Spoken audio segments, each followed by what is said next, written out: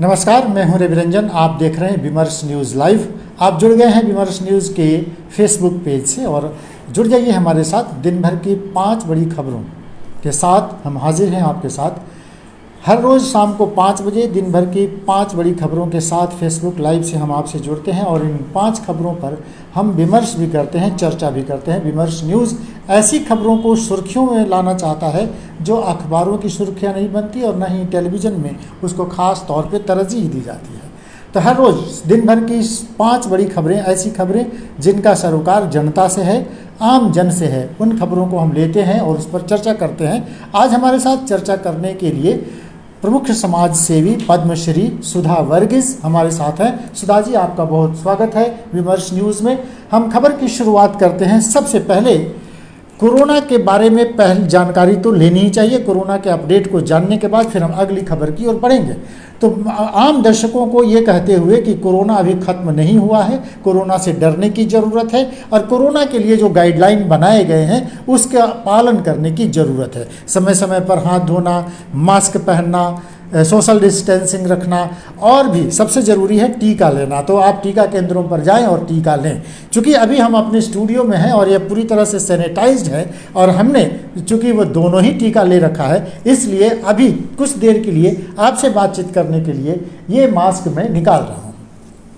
लेकिन आपसे आग्रह है कि कोरोना से डरने की ज़रूरत है। कोरोना के लिए जो गाइडलाइन बनाए गए हैं उसका पालन करने की ज़रूरत है। यह बताते हुए कि देश में आज पिछले 24 घंटों में 38,949 नए केस मिले हैं। ये 38,900 माने 39,000, ये कोई छोटी संख्या नहीं है। इसका माने हर रोज़ इतने लोग अगर कोरोना पॉजिटिव पाए जाएंगे तो मुश्किल अभी बरकरार है। 524 लोगों की मौत देश भर में पिछले 24 घंटों में हुई है। बिहार में कल से आज की संख्या थोड़ी और बढ़ गई है। बिहार में एक्टिव केस 796 हैं।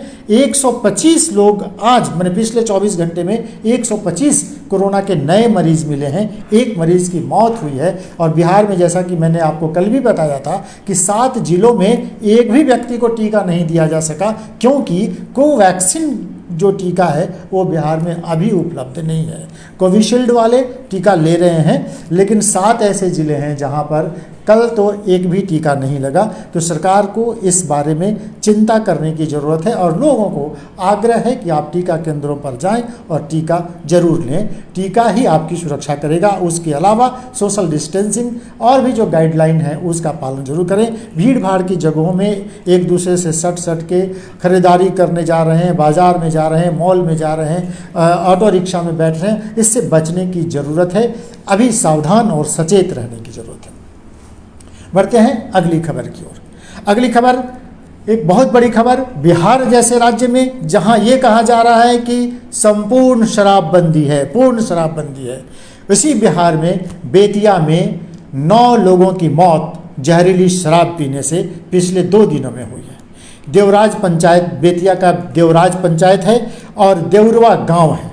देवरवा गांव और उसके आसपास के 1-2 टोलों में ये बताया जा रहा है कि पिछले 2 दिन पहले वहाँ पर कुछ लोगों ने एक शराब के अड्डे पर, जहाँ पर अवैध शराब बनाया जाता था, वहाँ बैठकर लोगों ने शराब पी। धीरे धीरे उनकी तबीयत खराब होने लगी और धीरे धीरे जब वो अस्पताल जाने लगे तो एक एक करके एक की मौत होती गई और धीरे धीरे पूरे इलाके में ये खबर फैल गई। तो एक की मौत, दूसरी मौत, तीसरी मौत, चौथी मौत और ऐसे करके 9 लोगों की मौत हो गई। जिला प्रशासन ने और वहाँ के एसपी ने, बगहा के जो एसपी हैं वो आजकल बेतिया के चार्ज में है, उन्होंने ये कहा कि इसको अभी तुरंत ये कह देना कि शराब से मौत हुई है, ये ठीक नहीं है। मामले की जांच हो रही है, धरपकड़ हो रही है। लेकिन धरपकड़ किसकी हो रही है? जो अवैध शराब बना रहे हैं उन्हीं की हो रही है। तो एसपी ये खुल के क्यों नहीं कह रहे कि ये लोग शराब पीने से ही मरे हैं? डिस्ट्रिक्ट मजिस्ट्रेट कुंदन कुमार ने भी ये कहा है कि ये मौतें शराब पीने से हुई हैं कि नहीं हुई हैं, इसकी जांच चल रही है। लेकिन वो भी ये बात कह रहे हैं कि उनको ये पता चला है कि कुछ लोगों के आँख की रोशनी खत्म हो गई, कुछ लोग मरे हैं, तो उसकी जांच चल रही है और पता लगाया जा रहा है कि क्या उनकी मौत शराब पीने से हुई कि नहीं। अभी पिछले दिनों जीतन राम मांझी, बिहार के पूर्व मुख्यमंत्री, ने यह सवाल खड़ा किया था कि ग्रामीण इलाकों में खासतौर पे जो अत्यंत पिछड़े लोग हैं वो शराब वो पीते रहे हैं और वो उनकी ये आदत बनी हुई है। लेकिन ऐसे कई लोगों को बेवजह उनको फंसाया गया, जेल में रखा गया। हजारों लोग, गरीब लोगों को शराब के इस नए केस में फंसाकर जेल में रखा जाता है। पुलिस को जो करना चाहिए वो नहीं करती। आज तो लालू प्रसाद यादव ने इस पूरे मामले में एक ट्वीट करके इसको और हवा दे दिया। लालू प्रसाद यादव ने कहा है कि राज्य में सत्ताधारी दल के लोग 20,000 करोड़ से ज़्यादा का अवैध शराब का कारोबार में वो लिप्त हैं और वो कर रहे हैं। हमारे साथ सुधा वर्गीस समाज सेवी यहाँ पर मौजूद हैं और इस मसले पर बहुत संवेदनशील उनका जो कमेंट है वो लगातार इस पर कहती रही हैं और इस पर वो लगातार काम कर रही हैं। तो आइए हम लोग सुधा जी से बात करते हैं कि बेतिया में जो शराब पीने से 9 लोगों की मौत हुई, हालांकि पुष्टि अभी जिलाधिकारी ने नहीं की है, उसके बारे में उनकी क्या राय है। सुधा जी, आप क्या कहती है, ये जहरीली शराब का धंधा तो चल ही रहा है, अब सरकार भले कहे कि ये शराब पीने से नहीं मरे। अभी तो प्रशासन का कहना है इसका पुष्टि करेंगे जी। अभी इस तरह का मामले का पुष्टि बहुत जल्दीबाजी में होता नहीं है, तो पुष्टि करते करते उसी बीच में और कुछ लोग भी मर सकते हैं। तो बात ही है अवैध शराब का जहाँ जहाँ उसका उत्पादन होता है, यदि हमारे बिहार में शराबबंदी है, यदि है तो उसको सही में शराबबंदी के रूप में लागू करना चाहिए, एकदम लागू करना चाहिए। ये बहुत ही मेरे लिए बहुत ही निराश की बात है, क्योंकि मैं मुसहर बस्तियों में जाती हूँ बराबर। आज भी, कल भी मैं 5 बस्ती में पहुँचे पुनपुन इलाके में, आज भी हम पुनपुन में थी। बात यही है जहाँ कम दारू बनाते थे, यानी कम परिवार, 5 परिवार बनाते थे, आज आप जाएंगे तो उधर 25-35 परिवार दारू बनाते, बढ़ गई है, एकदम बढ़ गए और निडर होकर के। तो ये समझिए उनके लिए एक पेशा जो सरकारी मदद से हो रहा है, क्योंकि कोई उनको रोकते नहीं है, टोकते नहीं है। और एक परेशानी जो हमारी महिलाएं हमसे हमेशा बताते हैं यही है, पुलिस भी तो आती है रेड करने के लिए। पुलिस रेड करने के लिए आती है तो उसको तो सिर्फ दारू शराब के बारे में उसको रेड करना है, लेकिन उनके घर से जो हम शराब की बिक्री से कुछ पैसा मिला तो मैं कुछ चांदी का कोई चीज़ खरीद के रखा है, या सोने का एक छोटा सा मैंने चुचिया खरीद के रखे हैं। तो पुलिस जब रेड करते हैं, इनका पास जो कुछ है पैसा कौड़ी है तो वो ले लेता है, कोई कीमती चीज़ है चांदी का या सोना का वो भी ले जाते हैं। तो रेड का एक तरह से नाम देते हैं और डकैती करके ले जाते हैं। ये महिलाओं का शिकायत हमारे साथ कई बार हुआ है। और मुझे बहुत ही एक बार इधर हाल में ही जितेंद्र राम मांझी जी का एक कहना मुझे चोट पहुंचाए। यही था, उन्होंने कहा कि शराब क्यों रोकेंगे, क्यों रोकेंगे, शराब को रोकना नहीं चाहिए, शराब दवाई है। दवाई, हाँ, वो कह रहे हैं कि हमारे घर में शराब बनती थी और मैं भी पीता था। यस, ठीक है, शराब दवाई है तो आपका पूरा समाज दिन भर जागते, जितने घंटे वो जागे हुए हैं वो वही दवाई पीते रहेंगे और वो पी करके बेहोश होके पड़े रहेंगे।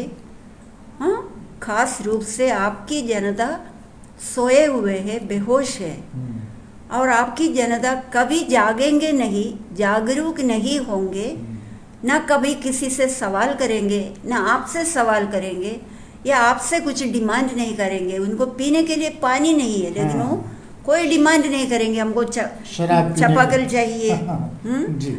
अभी जो जल नल योजना हुआ चल रहा है जी, कई मुसहरी में आप जाके देखिए, उसका नल टूटा हुआ है, कोई टुकड़ी से वो बांधा हुआ है, पानी बर्बाद होते जाएगा। पाइप जहाँ जो दिए है वो इतना सस्ता है और 3rd 4th डिग्री वाला प्लास्टिक है। तो इस सबको जानने के लिए, देख करके सरकार के सामने आकर के बोलने के लिए हमारे लिए ये क्यों दिया है। तो वो दवाई पी करके सोते रहेंगे तो वो सोते ही रहेंगे, आपसे कभी सवाल नहीं करेंगे, ना डिमांड करेंगे। खाली आप जाएंगे उनको जगाने के लिए चुनाव के पहले, चुनाव से पहले उसका वोट को आपको चाहिए, तो तब तक तुम उसको दवाई पिला के रखो। ये शराबबंदी पर सरकार जो कर रही है वो राजनीति से प्रेरित है। जीतन राम मांझी बिहार के पूर्व मुख्यमंत्री रहे हैं और वो कहते हैं कि मुसहर जाति में और उनकी जाति में लोग शराब पीते रहे हैं और शराब पीने की उनको छूट मिलनी चाहिए। पद्मश्री सुधा वर्गीज इस पर एतराज जता रही हैं। वो कह रही हैं कि उनको सुलाए रखना चाहते हैं आप, वो अपनी मांग न रख सकें, वो अपनी ज़रूरतें आपसे कह न सकें, इसलिए आप चाहते हैं कि वो शराब पी के सोए रहें।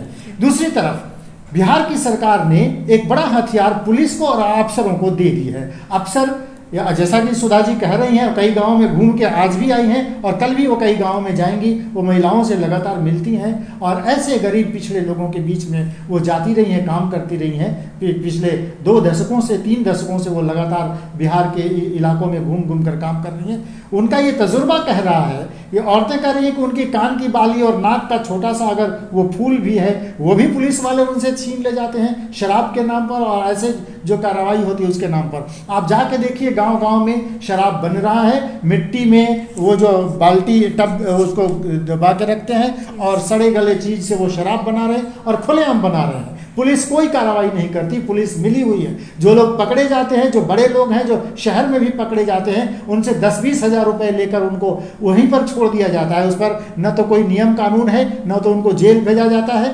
पुलिस के लिए एक बहुत बड़ा धंधा है, अफसरों के लिए भी एक बहुत बड़ा धंधा है। इसीलिए शराबबंदी कानून अफसरों और पुलिस को बहुत भा रहा है। इसीलिए इस पर अभी कोई चर्चा सरकार भी नहीं करना चाहती। लेकिन बेतिया में जो 9 लोग मरे हैं उनकी मौत का जिम्मेदार कौन है, कौन जवाब देगा, ये सरकार को सोचना होगा, सरकार को जवाब देना होगा। सुधा जी, एक महत्वपूर्ण बात ये है, पिछड़े खासकर मुसहर जाति के लोग, आप देखिए गांव में जो यादव जाति के विरुद्ध अन्य पिछड़े जाति के लोग भी जो हैं वो घर में खुलेआम शराब बना रहे हैं। पुलिस को ये बात मालूम है कि वो बना रहे हैं।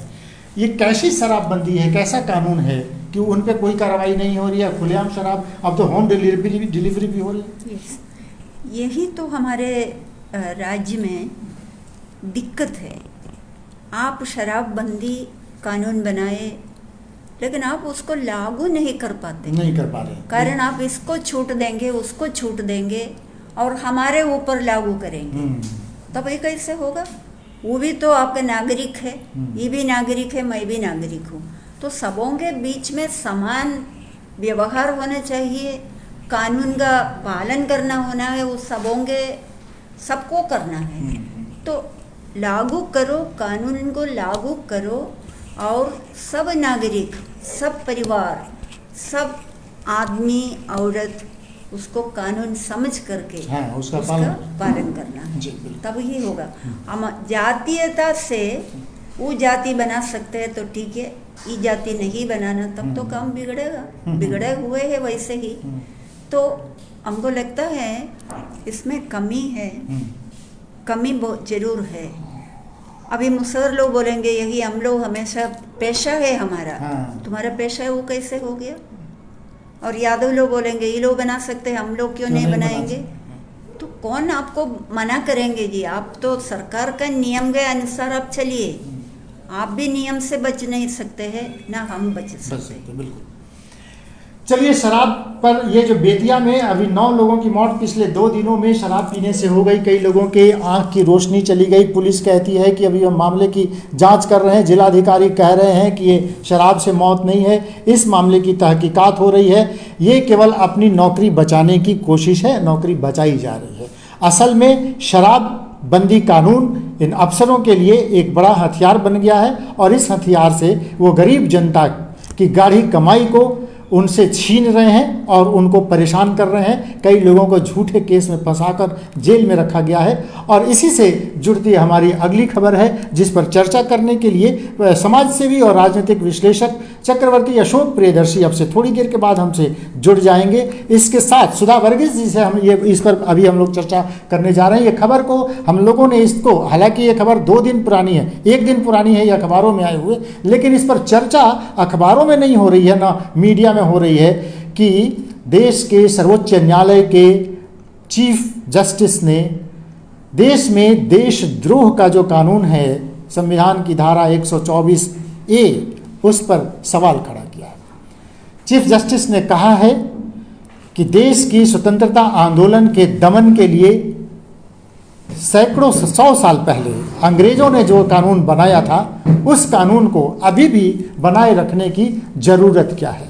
जिस कानून के तहत महात्मा गांधी को, बाल गंगाधर तिलक को जेल में भेजा गया, जिस कानून ने देश के आंदोलन को कमज़ोर करने की कोशिश की, स्वतंत्रता आंदोलन को, उस कानून को बनाए रखने की ज़रूरत क्या है। इसी पर चर्चा करने के लिए हमारे साथ जुड़ गए हैं प्रमुख समाज सेवी, राजनीतिक विश्लेषक चक्रवर्ती अशोक प्रियदर्शी जी। आपका बहुत स्वागत विमर्श न्यूज़ में। सुधा वर्गीस जी से, चूँकि ये सीधे सीधे सवाल, हमें एक छोटा सा मैंने एक उदाहरण देते हुए इस चर्चा को हम शुरू कर देते हैं कि कुछ ही दिन पहले फादर स्टेन स्वामी की मौत न्यायिक हिरासत में हुई है। मानवाधिकार कार्यकर्ता फादर स्टेन स्वामी पिछले 50 सालों से गरीबों, पिछड़ों और जंगल में रहने वाले लोगों, वनवासी लोगों, आदिवासी लोगों के सवाल को लेकर वो लड़ते रहे और उन पर देशद्रोह का ये आरोप लगाकर UAPA का ये कानून के तहत उनको फंसाया गया, उनको जेल में रखा गया और आखिर में उनको ज़रूरी सुविधाएं, जो स्वास्थ्य सुविधाएं थी, उनको भी नहीं दिया गया, उनको मुहैया नहीं कराया गया और उनकी मौत हो जाती है। आइए हम लोग इस चर्चा को शुरू करते हैं सुधा वर्गीस जी से। पद्मश्री सुधा वर्गीस वो कह रही हैं, उनका एक हार्ड कमेंट है इस पर। आइए सबसे पहले सुधा जी से पूछते हैं कि ये कानून जो चीफ जस्टिस ने कहा कि इसको ख़त्म करना चाहिए, लेकिन पिछले 75 सालों से भारत की सरकारें इसको चलाती रही हैं, आपका कमेंट क्या होगा? मेरा कमेंट है कि जैसे UAPA अनलॉफुल एक्टिविटीज़ का प्रिवेंशन एक्ट, इसका वर्तमान में ये कानून क्या करते हैं? ये रूल ऑफ लॉ नहीं है, law of rulers, law of rulers जी। हाँ, उनका फ़ायदा, उनका जैसे कन्वीनियंस, उसी के लिए ये लॉ को रखा गया है, इसको आगे ले जा रहे हैं।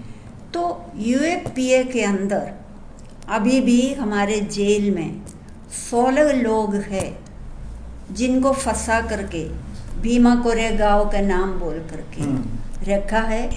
उनमें से सबसे लास्ट में लिए गए थे फादर स्टैन स्वामी, ठीक है। अक्टूबर में उनको ले गए, जेल में डाल दिया।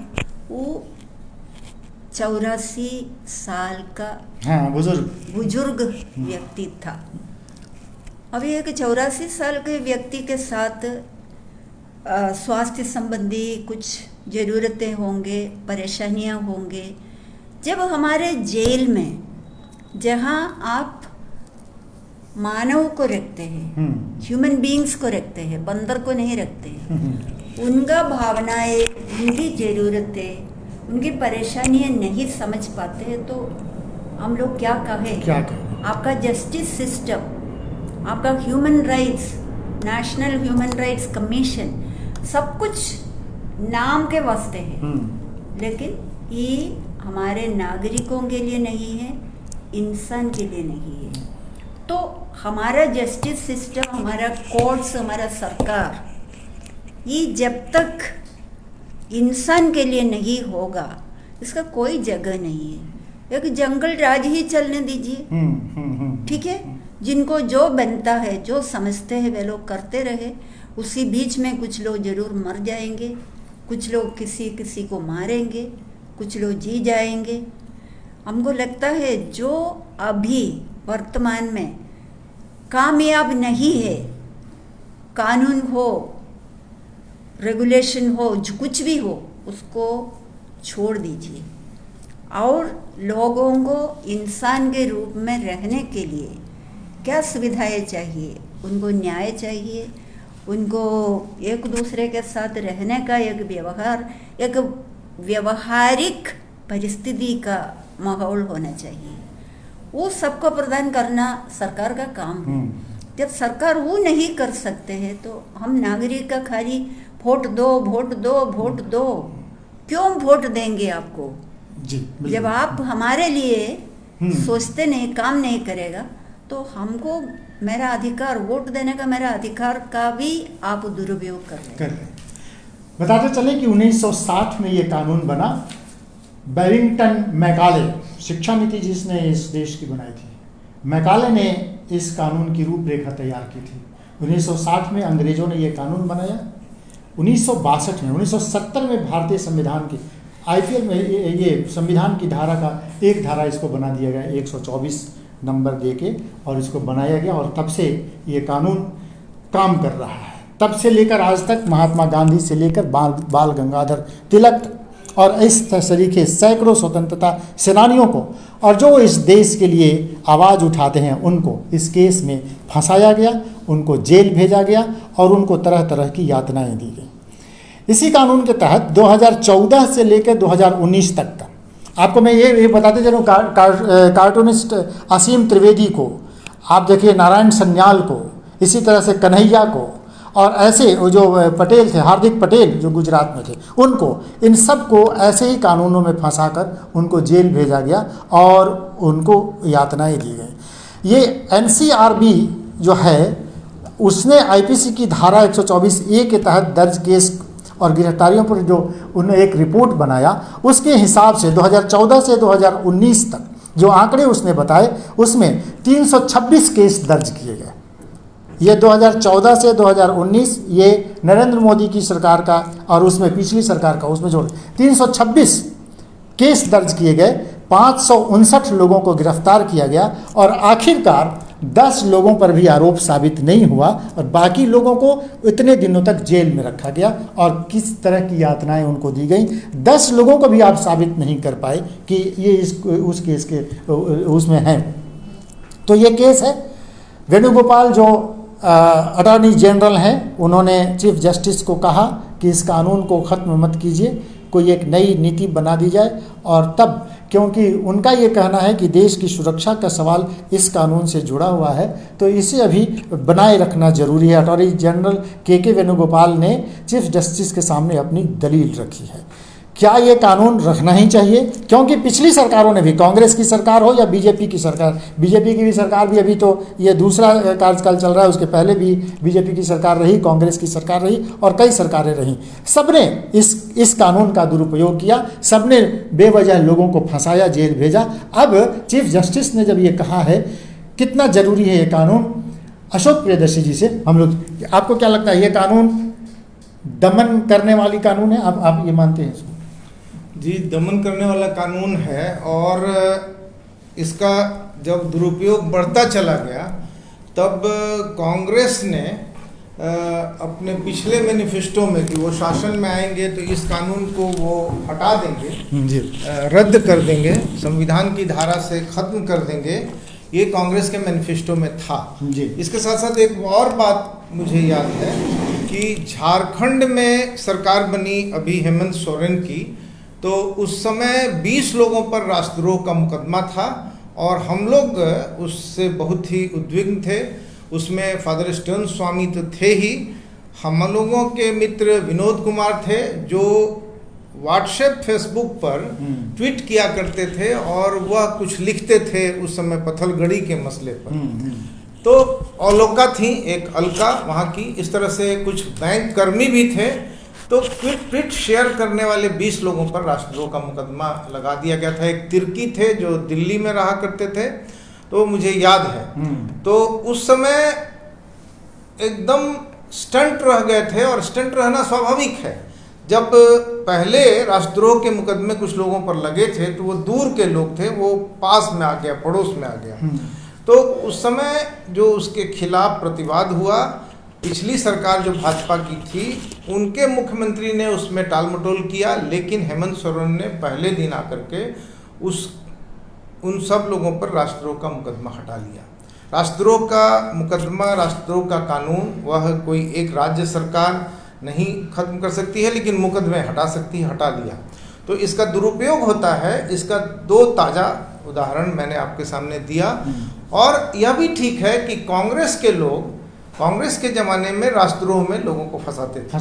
हम पटना के अनेक लोगों को राष्ट्रद्रोह के मुकदमे में, कवि हैं, गायक हैं, उनको फंसाया गया, तो उस पर हम लोगों ने प्रोटेस्ट किया अलायंस बना के विभिन्न संगठनों के साथ। तो राष्ट्रद्रोह में कांग्रेस के ज़माने में फंसाते थे और दुरुपयोग होता था। एक समय हमें याद है कि टाडा केस जो बना था, राष्ट्रद्रोह से अलग है, तो उसमें देखा गया कि वो गुजरात में टाडा के तहत बहुत लोग अंदर हैं, तो वो कोई भाजपा की सरकार उस समय नहीं थी। तो गुजरात में ऐसा कुछ माइल्ड स्टेट है, वहाँ के लोगों के आपस के बर्ताव ऐसे नहीं है कि उसमें आतंकवादियों के लिए बहुत ज़्यादा जगह हो, उस ज़माने में तो एकदम नहीं था। तो इस वजह से ये बहुत स्वाभाविक है और ये बात उठती चली आ रही है।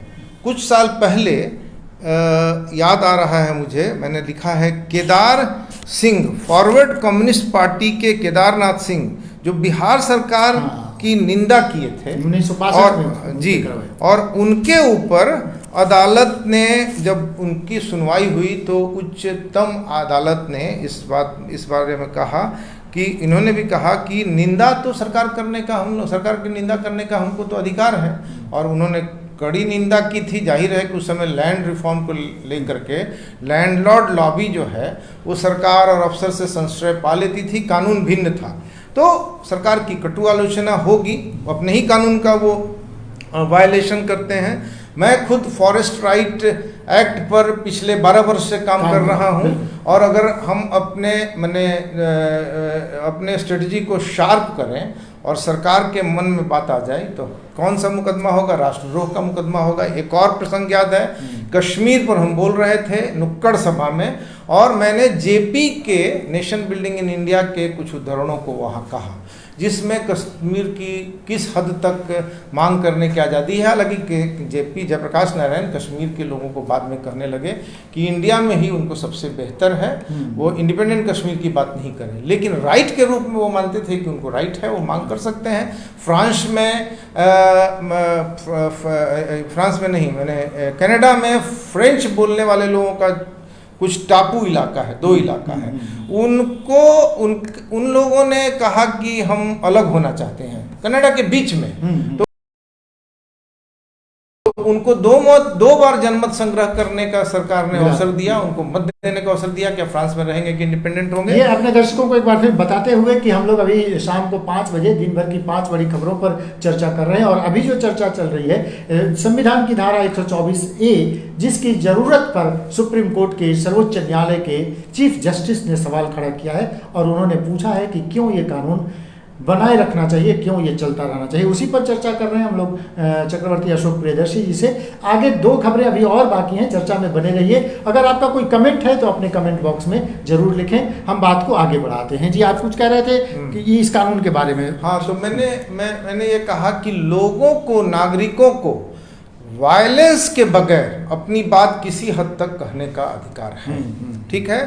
और जो सभ्य समाज होता है और जो वेलफेयर स्टेट होता है, वह वायलेंस के द्वारा जो अपनी बात आर्गू कर रहे हैं, टेररिस्ट विधि से कर रहे हैं, उनको बहुत सख्ती से लेती है, और उसको मान्यता है कि सख्ती से ली जा सकती है। और इसके साथ साथ सरकार लोगों के बोलने का, विरोध करने का और सरकार की आलोचना करने के अधिकार का सम्मान करती है, और सम्मान करना पड़ता है। ब्रिटेन ने दुनिया भर में राष्ट्रद्रोह के कानून जहाँ जहाँ कॉलोनी था लाया, और उनके देश में भी ये कानून था, खत्म कर दिया, लेकिन उसको उन्होंने खत्म कर दिया। उसको उन्होंने हमारे ख्याल से 2009 में खत्म किया, 2009 में खत्म कर दिया। अमेरिका में खत्म है, कुछ स्कैंडिनेवियन देश हैं उनके यहाँ तो नहीं है, उसमें स्विट्जरलैंड और नॉर्वे जैसे देश आते हैं। तो हम लोगों के यहाँ भी राष्ट्रद्रोह का की जो धारा है, जिसको आप बता रहे थे कि आईपीसी में 124A, B ये सब भी है, उसकी कुछ धाराएं हैं। तो 124A की जो राष्ट्रद्रोह की धारा है उसको हटाने की बात की। यहीं हम तुरंत कह दें कि इस बात को, इस मामले को अरुण शौरी ने उठाया है, और अरुण शौरी ने कॉमन कॉज की तरफ से उठाया। ये एक संस्था है, और प्रशांत भूषण एक कोर्ट में याचिका दायर हुई है, उसी पर सुनवाई के दरमियान हमारे चीफ जस्टिस NV रमन्ना, इसके साथ साथ S बोपन्ना और ऋषिकेश राय, इन 3 लोगों के पीठ ने, एक छोटे पीठ ने ये टिप्पणी की है। और इसके पहले भी अप्रैल महीने में अभी इसी साल यू ललित, इंदिरा बनर्जी और KM जोसेफन, हाँ, इन लोगों ने भी इस याचिका मामले को दायर उठाया है, याचिका। और ये याचिका जो है वो प्रेस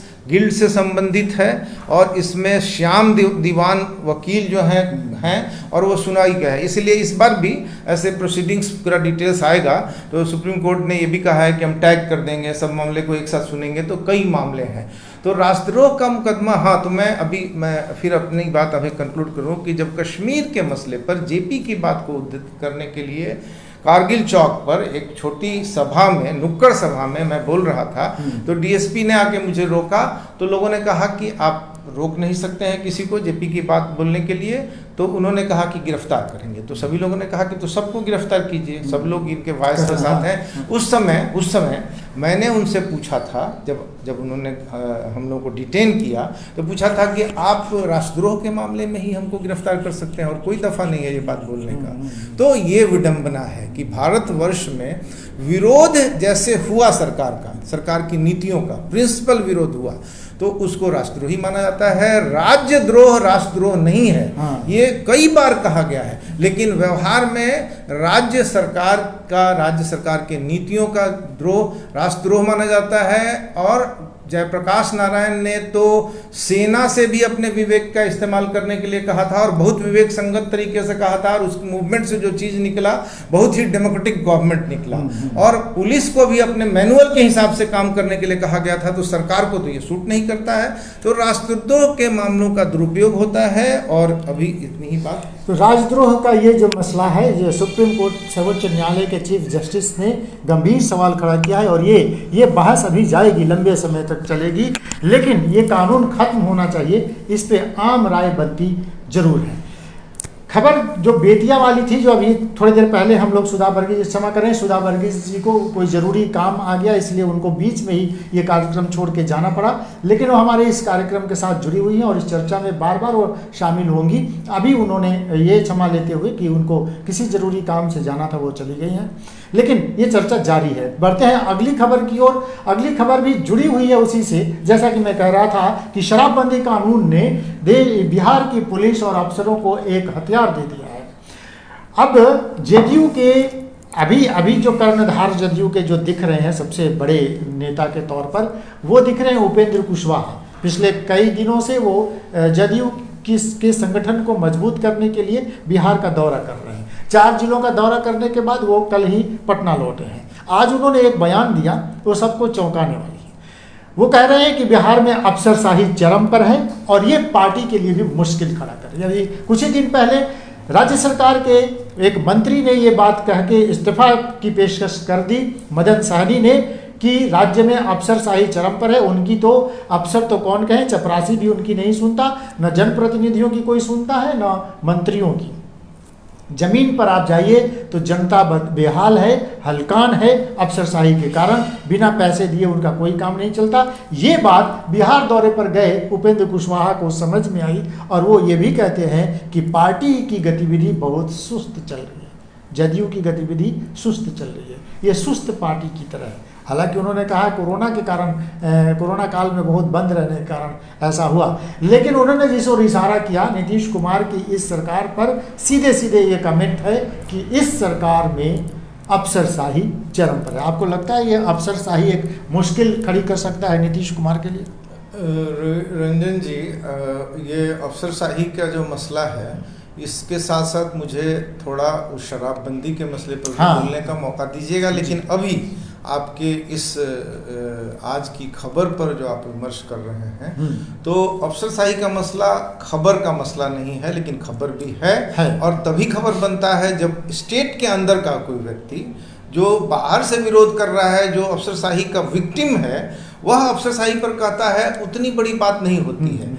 लेकिन जो इस व्यवस्था के लाभ में है उसके साथ हैं उनके बीच से अगर कंट्राडिक्शन होता है, हाँ, जैसे कि भ्रष्टाचार के खिलाफ वो लोग भी बोलने लगे थे जिनकी आमदनी डिस्प्रपोर्शनेट है, फिल्म स्टार, लेकिन उनको भी राइट था कि वो भ्रष्टाचार को कितना बर्दाश्त करें। वो अगर उनके पास ज़्यादा पैसा है तो भ्रष्टाचार को स्वीकार करके कैसे चले।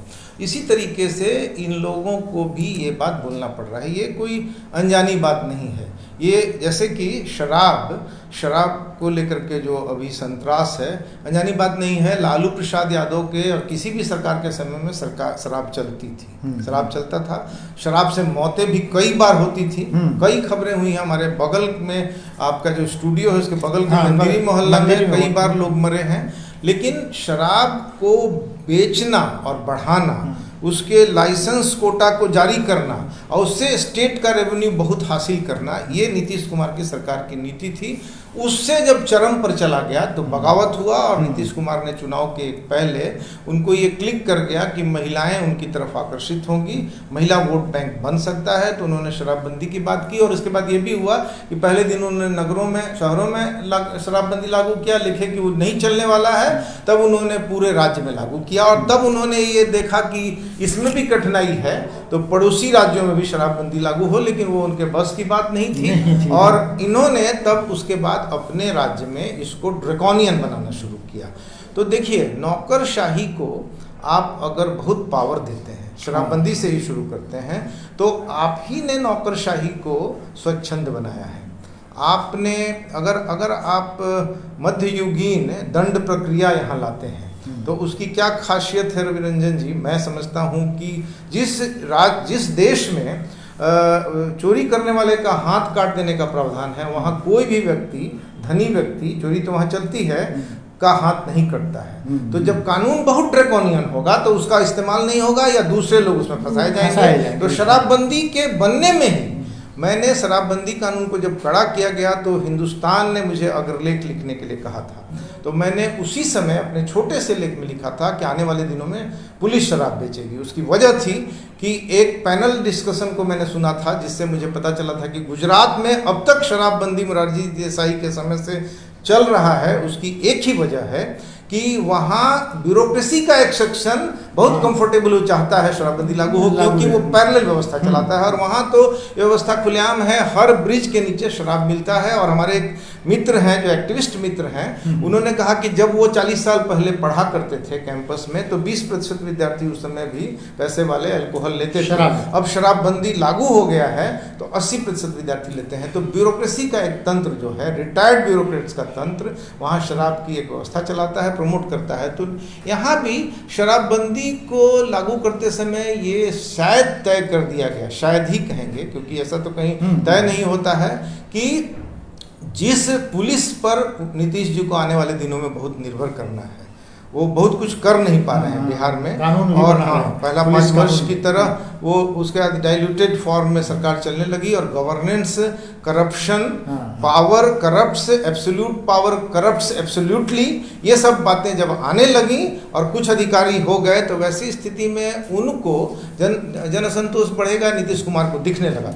मैं फिर बात कंक्लूड करूं कि वो जो जनता दरबार लगाते थे उसमें जहां भी जाते थे वहां बाद के दिनों में जब वो थम्बिंग मेजोरिटी से जीते दूसरी बार, तो जनता दरबार में गए तो लोगों ने बहुत ही रोष व्यक्त किया। एक तो वोट दिया और रोष व्यक्त किया लगातार, वो बगहा से शुरू हुआ और हर जगह पर। ये समय लगेगा इस बात में।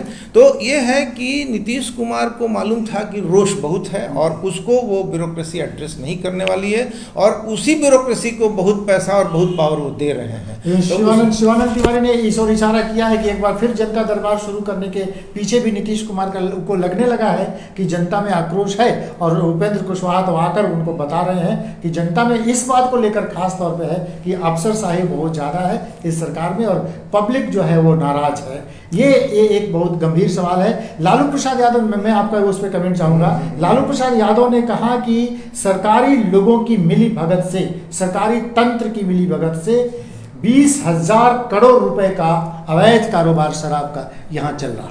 तो लालू प्रसाद जी को मैंने पता लगाना उनके लिए आसान है और यहाँ पर इंडिपेंडेंट इंक्वायरीज होना चाहिए था कितने लोग माइग्रेट करते हैं ये अंदाज है, कोई आंकड़ा नहीं है फिर भी, तो कितना काला धन है ये अंदाजा है, तो शराब में कितना पैसा लगा हुआ है उनको अंदाजा होना चाहिए। लेकिन हम आपको रवि रंजन जी याद दिला दें कि पिछले लोकसभा चुनाव में बेतिया से जो उनका पार्लियामेंट का प्रतिनिधि था वह स्पिरिट के एक टैंकर को लेकर के आ रहा था और एसपी ने उसका कॉम्बिंग किया और उसने लोकल लोगों को मिला करके एसपी को मैंने विफल कर दिया। वो अपोजिशन में था, उसको आरजेडी ने टिकट दिया था। तो लालू प्रसाद यादव दूसरे के बारे में जो बोल रहे हैं वो सच है, और ये भी एक जनता का प्रिविलेज है कि वो लोग अपने बारे में झूठ और दूसरे के बारे में सच बोलते हैं। अगर वो सच बोले तो उन्होंने ये बात जो कही है, जो बात मैं कह रहा हूँ, हम लोग कहेंगे तो इसके विक्टिम हैं। हम लोग शराबबंदी के मामले में विक्टिम इस रूप से हैं कि शुरू से देखे हैं कि जो खास तौर पर कमजोर वर्ग का लड़का शराब बंद करने के सवाल पर थाना जाने लगा, उसको पता चल गया कि थाना ही उसके पीछे है, और फिर ये पता चला बिहार भर के लोगों को कि उसी लड़के को शराब की दफा में अंदर डाल दिया गया। ठीक है, तो नीतीश कुमार ने ये शराब के पीछे इतना पैसा लग रहा है और ब्यूरोक्रेसी मजबूत है, दोनों मसला एक साथ जुड़ा हुआ है और दोनों आज की खबर है। कल और आज जो बातें, आज ही जो बातें घटी हैं शराब बेतिया में कई 9 लोग, तो ये खबर है, इसलिए ये खबर है, इसलिए हम लोग इस पर विमर्श कर पा रहे हैं। लेकिन ये कंसिस्टेंट कंटिन्यूअस फेनोमेना है बिहार का। ठीक है, चलिए तो बढ़ते हैं अगली खबर की ओर। आखिर में अपराध की 2 बड़ी घटनाएं हैं और सरकार के लिए थोड़ी राहत, पुलिस के लिए थोड़ी राहत भरी। एक तो मुजफ्फरपुर और पटना पुलिस की डीआरआई की टीम ने एक बड़ी कार्रवाई करते हुए 1.5 करोड़ रुपए का माने 1000 किलो गांजा जब्त किया और 3 तस्करों को गिरफ्तार किया। ये शराब के अवैध धंधे, गांजा और नशीली पदार्थों के अवैध धंधे का ये जो पूरा कारोबार है उसका पर्दाफाश ये हो रहा है। और इसमें जैसा कि ये लगातार कहा जा रहा है कि सरकारी तंत्र की मिली भगत भी है, तो डीआरआई ने एक बड़ी कार्रवाई की है। मुजफ्फरपुर के आसपास मीनापुर जो इलाका है मुजफ्फरपुर का, उधर वहाँ पकड़ा गया, 3 लोग गिरफ्तार हुए। 1.5 करोड़ का गांजा एक बहुत बड़ी माने बहुत बड़ा वो है, और 1000 किलो, तो ये है। दूसरी, बेगूसराय में भू अर्जन विभाग के 2 कर्मचारी घूस लेते हुए रंगे हाथों पकड़े गए। 25-25 हज़ार रुपया। हाईवे पर एक व्यक्ति की ज़मीन थी और उस ज़मीन का मुआवजा उसको मिलना था, उसी मुआवजे को लेकर वो बार बार दफ्तर का चक्कर लगा रहा था और उस व्यक्ति को भू अर्जन विभाग के 2 कर्मचारियों ने कहा कि हमें पैसे दो तभी तुम्हारा काम होगा। इसी पर हम लोग चर्चा कर रहे हैं कि भ्रष्टाचार और अफसरशाही किस तरह से हावी है, उसी का एक उदाहरण है। हालांकि विजिलेंस ने आज 2 लोगों को बेगूसराय में गिरफ्तार किया। अमीन के तौर पर वो रामचंद्र काम करते थे और एक मनोरंजन चौधरी हैं जो क्लर्क हैं भू अर्जन विभाग में। इन 2 लोगों को गिरफ्तार किया गया है। विजिलेंस ने एक बड़ी कार्रवाई की है। ये थी हमारी आज की 5 प्रमुख खबरें। ऐसे ही 5 खबरें हर रोज़ शाम को 5 बजे, ऐसी खबरें जिनका सरोकार जनता से है, जिनका जुड़ाव सीधे सीधे जनता से है, उन खबरों को लेकर हम उस पर विमर्श करते हैं। विमर्श न्यूज़ लाइव के फेसबुक लाइव से हर रोज़ शाम को आप जुड़ जाइए। आज तो सुधा वर्गीज हमारे साथ थी, कल कोई दूसरे अतिथि के तौर पर हमारे साथ होंगे खबरों पर विमर्श करने के लिए। बने रहिए हमारे साथ, देखते रहिए हमारा कार्यक्रम विमर्श न्यूज़ लाइव पर। फेसबुक लाइव पे जरूर जुड़िए शाम को 5 बजे। बहुत बहुत धन्यवाद, नमस्कार।